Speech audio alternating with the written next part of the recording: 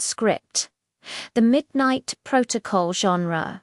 Psychological horror. Supernatural. Setting: the Grand Plaza Mall after hours. Scene 1. The security office, 11:55 p.m. The office is cramped and smells of stale coffee. The only light comes from a wall of flickering CCTV monitors showing empty hallways. KHAN, Senior Guard. Voice raspy. The pay is good because the job is heavy. Zain. Don't be a hero. Don't be curious. Just follow the manual. Con slides a tattered leather-bound notebook across the desk. On the cover, handwritten in red ink. Do not disregard. ZAIN. It's just a mall, Con.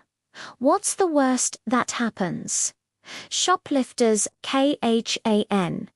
The living aren't the problem at midnight. Sun. Scene 2. The department store, 12:45 a.m. Zain walks through the elite wear section. His flashlight beam cuts through the pitch black, hitting rows of pale, plastic faces.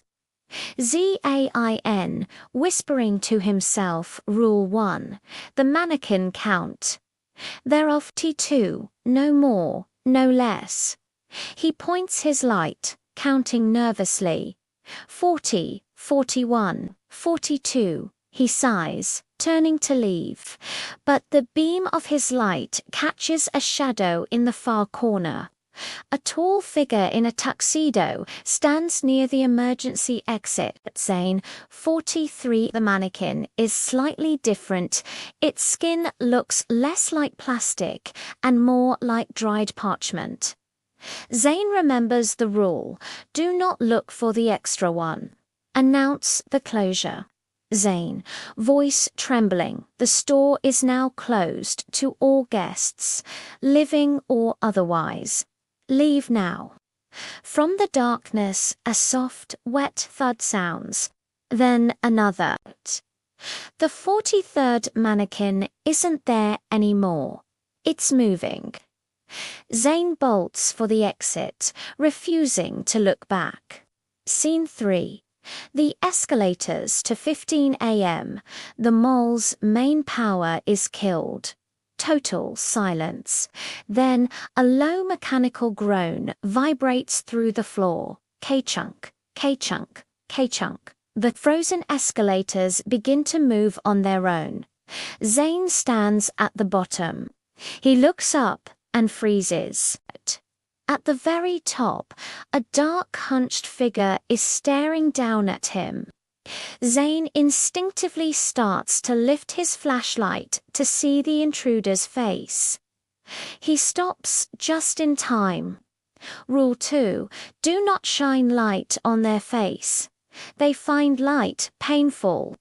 The figure lets out a high-pitched, rattling breath. It begins to descend the moving stairs fast.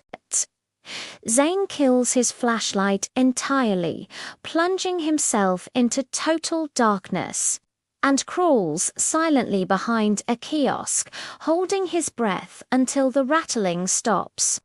Scene 4. The parking garage, level 3B, 3:30 a.m. Zain needs to reach his bike to flee. The air in the garage is thick and cold. He reaches level 3B. He presses his key fob. Click, click. No lights flash. His bike is gone. Suddenly, a whistle echoes through the concrete pillars. It's a familiar tune, the song his mother used to hum when he was 5. It's comforting, yet wrong.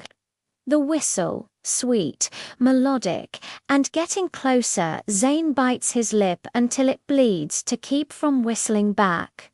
Rule 3. It is trying to find a common frequency to speak to you.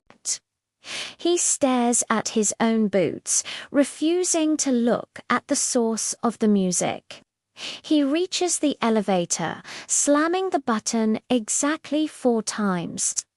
The doors groan open just as a hand-long, grey and multi-jointed reaches around the concrete pillar. Scene 5. The exit 6 a.m. The sun is finally bleeding through the glass entrance. Zain stumbles out, his uniform soaked in cold sweat. Con is waiting by the gate, smoking a cigarette. Khan. You look like you saw the extra. Most people quit after the first night. Zain looks back at the mall's glass doors. In the reflection, he sees himself standing inside the lobby. But the reflection isn't moving when he moves.